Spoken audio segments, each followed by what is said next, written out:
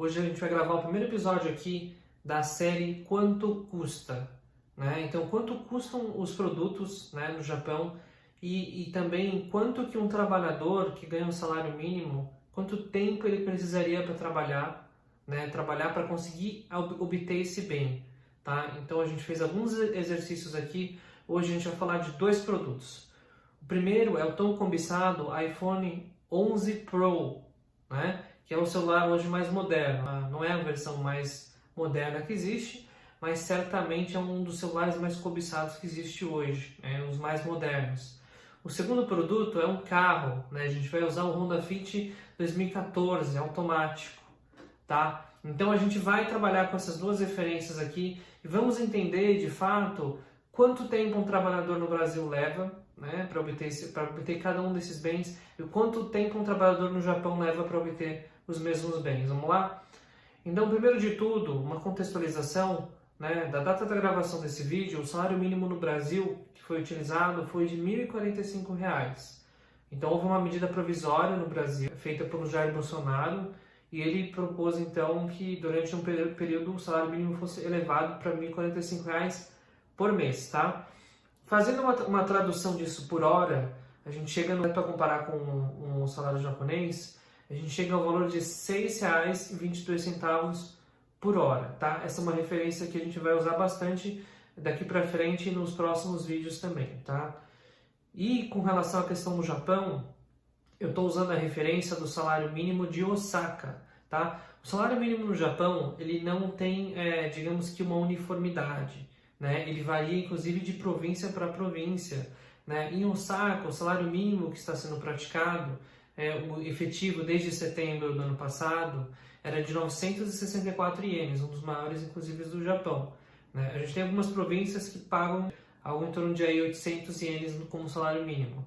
Lembrando que muito poucos trabalhadores no Japão recebem o salário mínimo, o que é diferente do Brasil, né? Que uma camada bem mais elevada recebe o salário mínimo.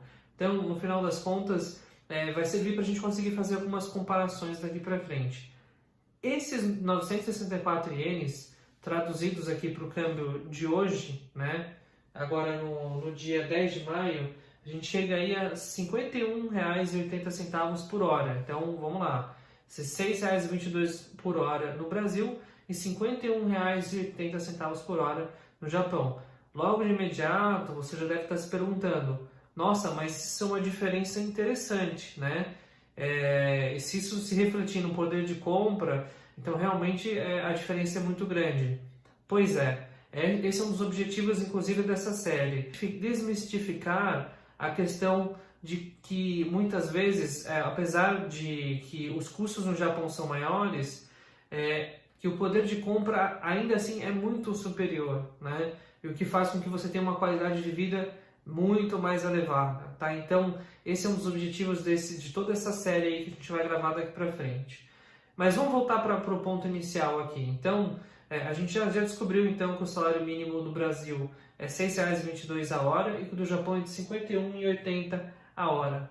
Vamos fazer o primeiro exercício agora com o produto iPhone 11 Pro, né? O iPhone 11 Pro, eu vou até deixar o link aqui, os links, né, que eu utilizei para fazer esse estudo. No Brasil, ele está custando R$ 5.700, tá? Nas Casas Bahia, por exemplo. Então, esse é um valor de referência aí que a gente vai utilizar, pagamento à vista, né? Da mesma forma que no Japão, porque não tem parcelamento, tá? Né? O parcelamento, inclusive, no Brasil, ele custa até mais caro. No Japão, ele está custando 106 mil ienes, que é mais ou menos os mesmos 5.700. Como o câmbio subiu muito rápido no Brasil, a gente não estava acostumado a ter, digamos que a paridade de preços, né? Os produtos no Brasil, inclusive os importados, eles custavam até um pouco mais caros que no Japão por conta de toda a questão dos impostos. Mas, em função dessa elevação, né, da questão do desvalorização do câmbio brasileiro, então a gente teve de fato uma mudança aí. E então, vamos usar esses valores como referência daqui para frente, para que a gente possa, de fato, fazer esse exercício. Então, afinal das contas, quanto tempo um trabalhador brasileiro precisa trabalhar para poder obter esse iPhone 11 Pro? Né? Eu fiz uma conta rápida aqui e cheguei aos incríveis 5 meses e meio trabalhados somente focados para comprar esse produto que a gente sabe que é uma mentira. É impossível você economizar tudo que você ganha, né? Mas se um trabalhador que ganha salário mínimo economizasse tudo que ele ganhasse, ele precisaria trabalhar 5 meses e meio, ou seja, um semestre para comprar esse iPhone. Ou seja, é totalmente impraticável, né? O mesmo trabalhador no Japão, ganhando esse salário mínimo de Osaka, ele ficaria praticamente 3 semanas de trabalho, né? Então, assim, a gente consegue perceber, então, 3 semanas de trabalho que não considera hora extra, né? Que a maior parte dos trabalhadores brasileiros no Japão recebem. Os trabalhadores brasileiros no Japão não recebem o salário mínimo, né? Existem raras exceções no caso de Bento-Yá, que se aproxima do mínimo. Então, realmente, a diferença era muito grande, né? Quando a gente compara e relativiza essa questão, tá? Então, você começa a perceber que esse produto, por exemplo, lá no Japão, ele custa absolutamente o mesmo preço do que aqui no Brasil. Ou seja, se eles ganham lá no Japão 8 vezes mais do que nós aqui, então o salário mínimo no Brasil é 1.045. No Japão, pelas minhas contas, deu 8.288, né? Praticamente 8 vezes maior do que no Brasil. Então, se o produto custa o mesmo preço e o salário mínimo japonês é 8 vezes maior, significa que nesse caso, para esse produto, o poder de compra é 8 vezes maior no Japão. Entende? É por isso que muitas vezes, muitos brasileiros até são seduzidos, né? Eu vejo que é muito comum os recém-chegados, eles vão direto nas lojas das operadoras, né? au, SoftBank, né? Que são equivalente à Vivo, claro, no Brasil. Eles vão direto fazer os planos para poder ter acesso a esses celulares. E eles conseguem isso de fato. Por quê? Porque de fato o poder de compra é muito diferente, né? Então isso é uma das diferenças que inclusive faz com que os brasileiros se interessem e permaneçam no Japão, né? Você começa a ter acesso muito grande aos bens de consumo. Isso encanta, principalmente quem veio das classes mais baixas, né? Então essa é uma das diferenças que você consegue ver. Eu também puxei um outro produto, que é um carro, né? É um Honda Fit. É um carro que é bastante conhecido nos dois mercados, tanto o japonês quanto o brasileiro. E no Brasil, você encontra esse carro automático, 2014, em torno de 38, 40 mil reais, tá? Para efeito desse exercício, eu considerei até um valor menor de 35 mil reais, tá? No Japão, esse carro, no entanto, ainda fazendo a conversão, ele sai por menos de 19 mil reais. Né? Aí você fala, pô, mas Vinícius, como assim? Né?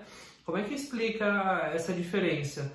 Primeiro que o Honda, ele é produzido, né? Todas as peças e tudo mais são produzidas no Japão. Ele é um carro nacional aqui no Japão. E no Brasil, ele é um carro importado, né? Muitas peças são importadas. Isso ajuda a explicar uma parte. A segunda diferença é não só a questão da importação, né, do transporte, mas a questão dos impostos, né? Os impostos no Brasil também são diferentes, né? E quando o produto ele já custa mais caro, os impostos inclusive elevam o preço mais ainda. Outro fator que aumenta muito também é a margem dos revendedores, né? A gente tem a margem das lojas que muitas vezes chega a 30% do valor do veículo, né? Então, se você for parar para pensar, com a margem dessa grandeza, realmente o produto acaba ficando muito caro, né? Então isso de fato acaba gerando aí um pouco dessa diferença, tá? Parênteses concluídos, vamos avaliar então quanto tempo um brasileiro precisaria trabalhar ganhando o mínimo para comprar um Honda Fit e quanto um japonês precisaria trabalhar para comprar o mesmo carro, tá? Fazendo esse exercício aqui, o brasileiro ele precisa de 3 anos, praticamente, 32 meses, são quase 3 anos de trabalho, né? Imagina, focado somente nesse produto, que é meio ridículo de pensar dessa forma. E o japonês, ele precisa de 2 meses e meio para ter o carro quitado.